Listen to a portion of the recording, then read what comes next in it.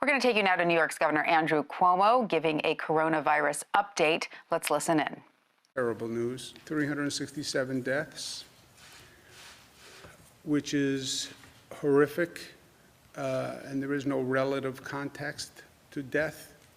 Death is death. 367 people passed, 367 families.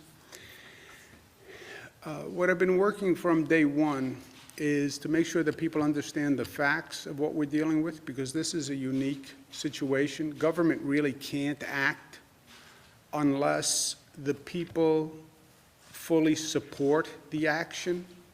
What we have done here, government couldn't do.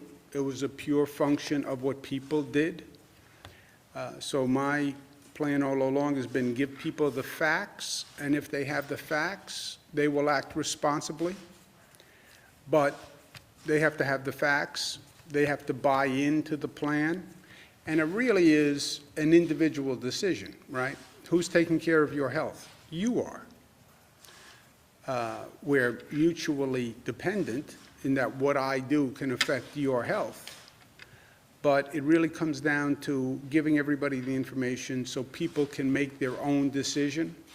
And the great achievement in this period has been that when people get the facts, and they trust the facts, and they understand the facts, they do the right thing. And that is a lesson that I hope people remember after this is all over. But we still have to remember the facts. And we talk about reopening, we talk about reimagining. Let's start to put some meat on the bones of what we're talking about so people understand. The federal guidance from the CDC is that before you start reopening, the state and the regional hospitalization rate must be in decline for 14 days, okay? That's the CDC's guidance. The federal government leaves it up to the states, it's up to the governors, but they also give guidance. And in this case, I think the CDC guidance is right. So we're monitoring the hospitalization rate. We're monitoring the regional hospitalization rates. We said in this state, it's a very diverse state. Upstate regions are like states in the Midwest, even out west. And we have very different hospitalization rates. So we look at the rates all across the state as well as across the regions. We're going to reopen in phases, a regional analysis on what we call our economic regions that we've been working with the state on, and those regions have been working together on economic policy, et cetera. So to analyze the regions which are existing coalitions actually works. But look at the regional analysis, make a determination, and then monitor whatever you do. Phase one of reopening will involve construction and manufacturing activities. And within construction and manufacturing, those businesses that have a low risk, right? There is a range of construction activities, there's a range of manufacturing activities, but those businesses that pose a low risk within them. Phase two would then be more a business by business analysis using the matrix that we've discussed. How essential a service does that business provide, and how risky is that business? If you reopen that business, how much risk are you possibly incurring, and how important is it that that business reopen? And that matrix will be guiding us through phase two. In phase two, when we get there, we need businesses to do that analysis.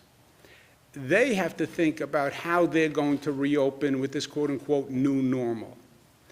What precautions are they going to take in the workplace? What safeguards are they going to put in place? So it's very much going to be up to businesses.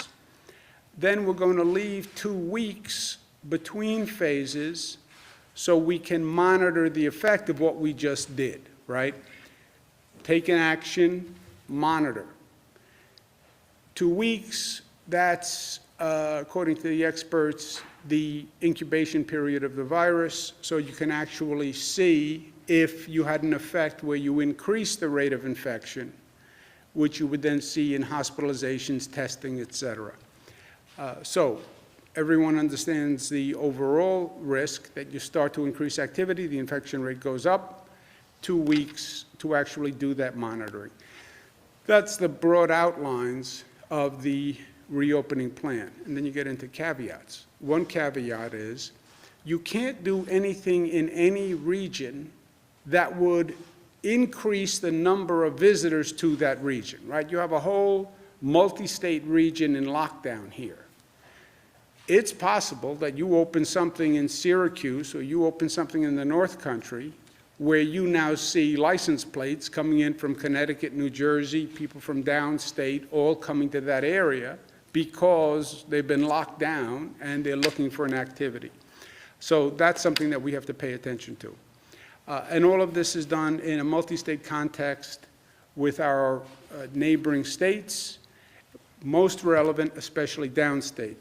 Downstate is obviously the most complicated situation. That's New York City, that's Westchester, Nassau, Suffolk, the surrounding suburbs.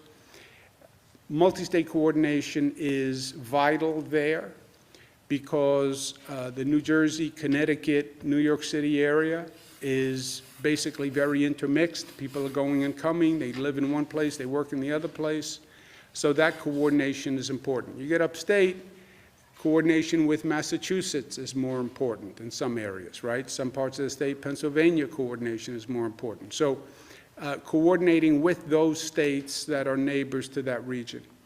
Downstate, we've said we have to coordinate the main activities. There are gears that intermesh. You can't turn one gear without turning the other gears. That's how you strip gears. Keep trying to explain to my daughters. Transportation, parks, schools, beaches, these are all coordinated activities, right? You turn one, they all have to turn. And that's true for New York City, Nassau, Suffolk, Westchester. They all have to be coordinated. And we're working with local businesses and leaders to do that. Again, on the phased reopening, does my business reopen? Well, what is your business? And how would you do your business in this new normal? You normally have people in a conference room. Are you going to do that? You normally have people in workstations that are right next to each other. Do you plan on reopening that way? So this is not a one-sided equation here. Businesses, you develop a plan on how you would reopen given everything we now know. And if you have a plan, I'll show you in a moment, that actually takes into consideration these new circumstances, more essential, lower risk. The way a business opens will determine the risk. They can't really determine how essential their service is, but they can determine how risky opening them up, opening their business would be. Also, we need them to be creative and think outside of the box. And we've been speaking with business leaders across the state. But some people even need a new economic model. We want to bring sports back, right? So there's an activity that people can watch on TV. What sports can you do without an audience? What sports can you make work economically where you don't have to sell a seat in the stadium or in the arena? How do you do drive-ins? How do you do different types of businesses that could actually work in this environment? And again, they have to be creative and they have to think about it. Downstate, which does have particular needs, we need summer activities in downstate New York. You can't tell people in a dense urban environment all through the summer months, we don't have anything for you to do. Stay in your apartment with the 3 kids. You know, that doesn't work. There's a sanity equation here also that we have to take into consideration.